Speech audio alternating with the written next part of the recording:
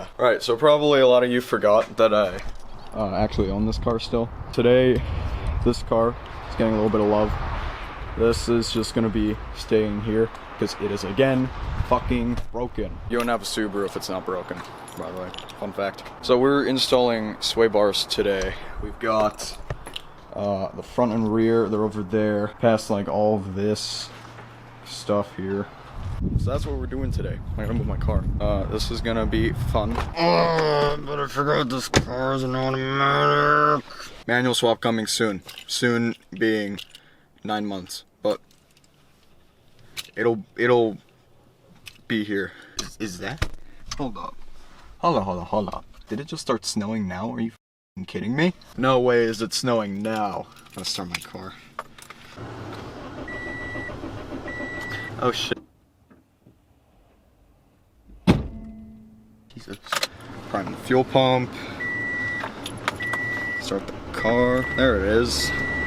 There it is. Also, how do YouTubers film and drive at the same time? Alright, we're good. We're starting off with the rear sway bars because those are easier than the front, I think. We'll see about that. But those are the first ones that came in, and those are the first ones that'll be put on this car. And it doesn't require me taking off the wheels, so we should be good there, hopefully. If I do have to take off the wheels, though, it's not a big deal at all. Come on, old buddy. You can do it.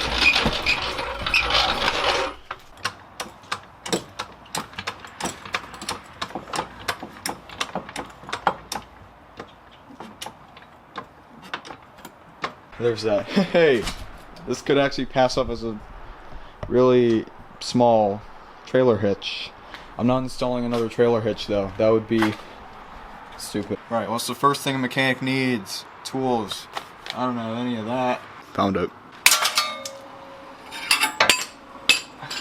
Again, this is round 2. It's the exact same tool. It's getting dark now. I should have had this rear side done by now, but I don't because my breaker bar broke and the bolts are just rusted out. So I have to take the wheel off to gain access to the bolt from this side, even though I shouldn't have to do that.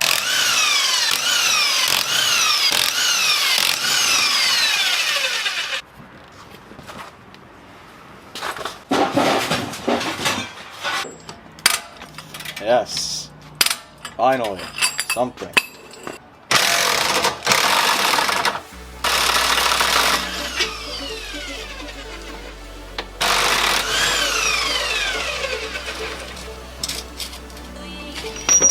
Hell yeah.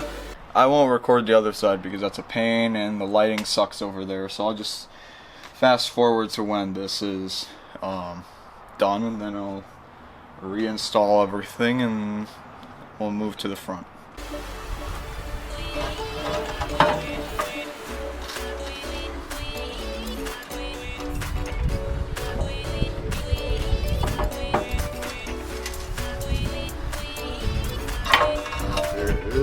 So I want to show you the difference between the new one and the old one, because the difference is quite nice actually, for a change.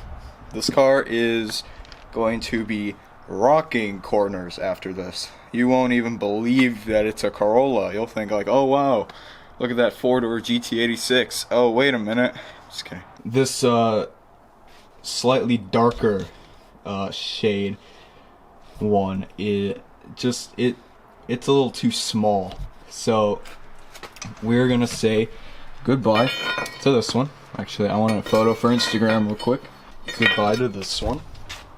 This one will just go into the area of shame. There's nothing wrong with that one. I might just resell it along with the Subaru spare tire because I'm gonna strip these strip the interior out on this car soon-ish, but not now, not until I replace the clutch. Oh no, I just spilled all the information. Whatever.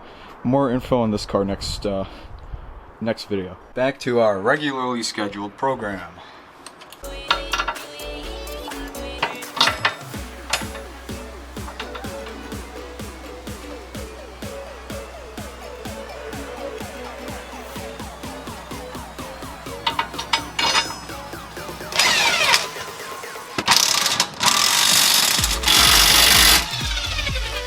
My hair just keeps getting worse and worse this video. This is ridiculous. Yeah, look at my giant forehead.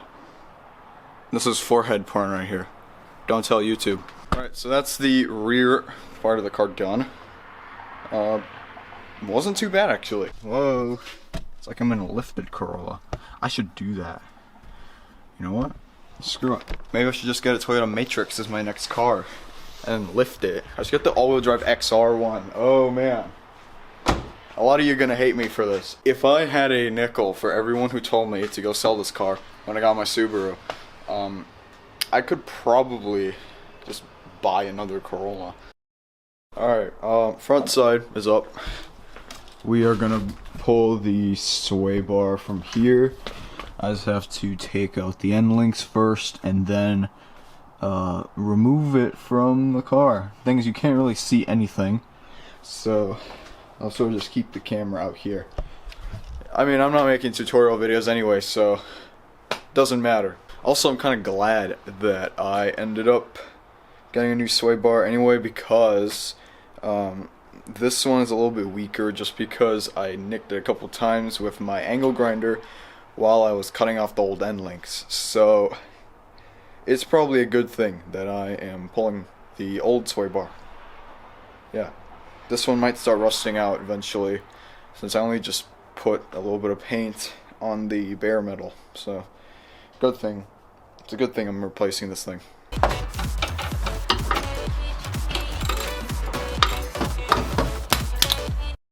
I'm working for around maybe, I'd say 25-30 minutes or so. And all the bolts for the sway bar are removed, so I'm just going to go ahead, pull the sway bar out. We can make a little quick comparison, and I need to move some of the brackets over to this new one before we install it. So we're going to do that. It's going to be fun. Alright, we're going to take a break from our previous program. So basically, I have to lower the subframe of this car in order to remove the sway bar. The sway bar is really loose, let me tell you that, but it's not out. But I'm going to take a break from that a little bit because that's pissing me off. So this just came in the mail. These are hydraulic hood props for the Corolla. So I'm just going to go ahead and install these because there's way too much noise.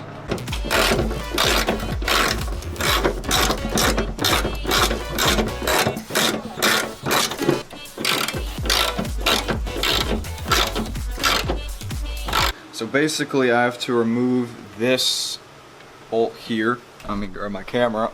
I have to remove this bolt here, and then replace it with a ball screw or whatever it is.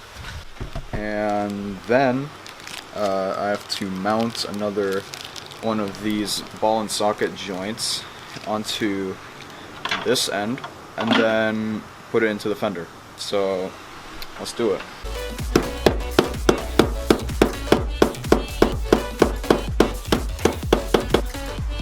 Basically the same thing on this side. There we go.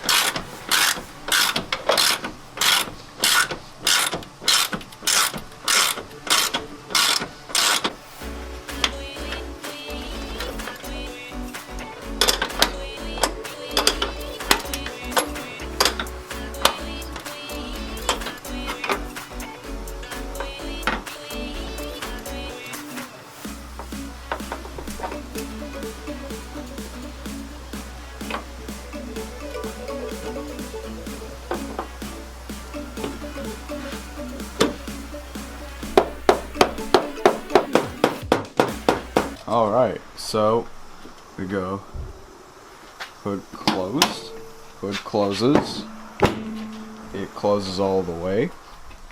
Alright, now we come back, hood goes open,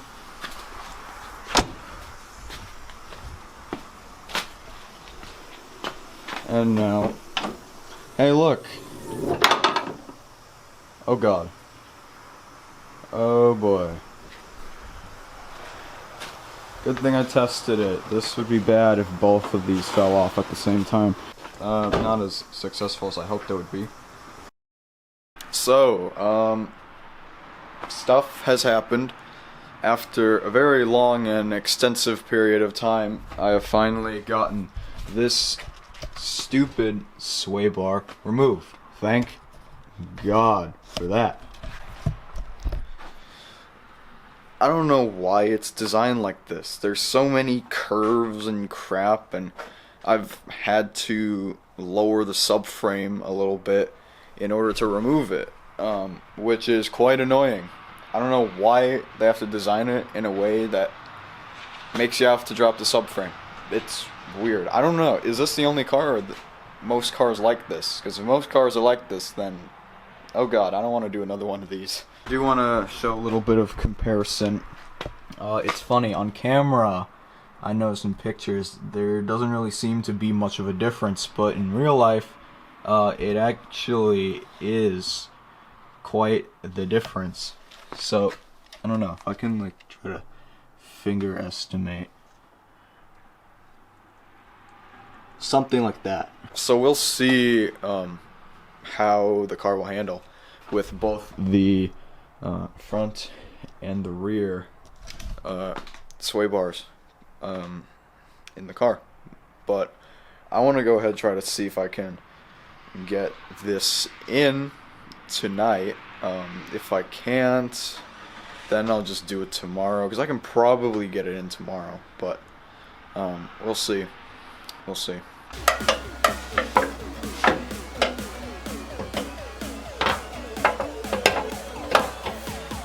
Oh boy, here we go again.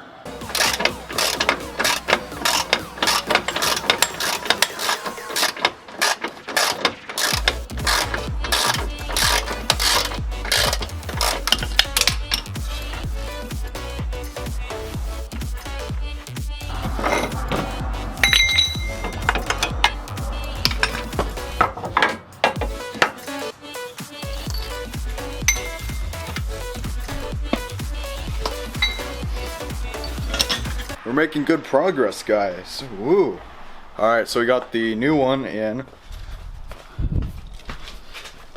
This one just needs to be pulled forward and up to around this location. The bushings should already be there, but the brackets have fallen off, which is okay.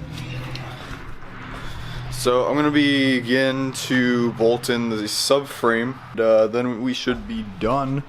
This car will have a new front and rear sway bar, and I'll be proud of myself. So it is a new day. I want to give you guys a little bit of an update. So basically, last night when I was putting everything back together, I cross-threaded a subframe bolt. So what I've done is, as a temporary solution, put together a few washers and tightened it that way. So it does have torque on it. It's just not using as many threads. I do need to get this rethreaded, but that's for another day. I might not drive this car too much, just because I don't know how stable that is. I've also had to completely take apart the interior, but it's back together now. I had to pull the steering wheel off because I had a disconnected joint or whatever somewhere underneath the dashboard, and I had to piece that back together so I have steering again. But my steering is back. It's not better than ever. It's probably worse, but that's alright.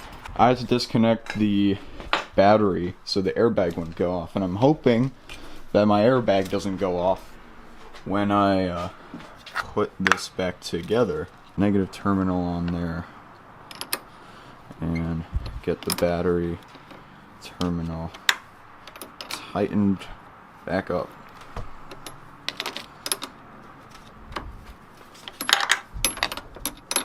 Almost there. Almost there. Almost there. Come on.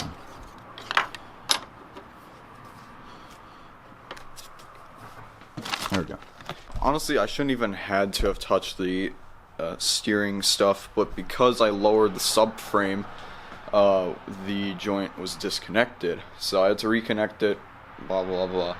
Hopefully I don't have to do that ever again. That was kind of a pain, but I hope it's worth it. I hope that the upgrade is worth it, and if it wasn't, well, shit. At least I have new parts on there, so that's cool. Go ahead, get the wheel back on. It's already on this side. Now I just need to get the wheel on here, and then lower the car down, torque all the bolts, and then drive it out of here.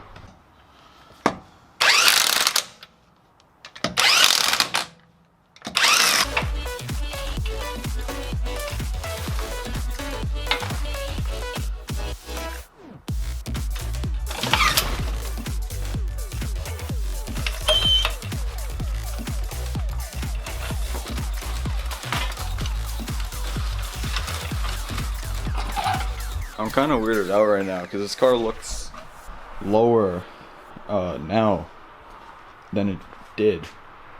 I don't know. I don't think so. But this car looks lower here in the garage than out there on the driveway. It's weird. I don't know. I guess it's just the angle of the driveway makes it look like that. Alright, I gotta torque the wheels down now, because that's really, really important. Would be bad if I forgot.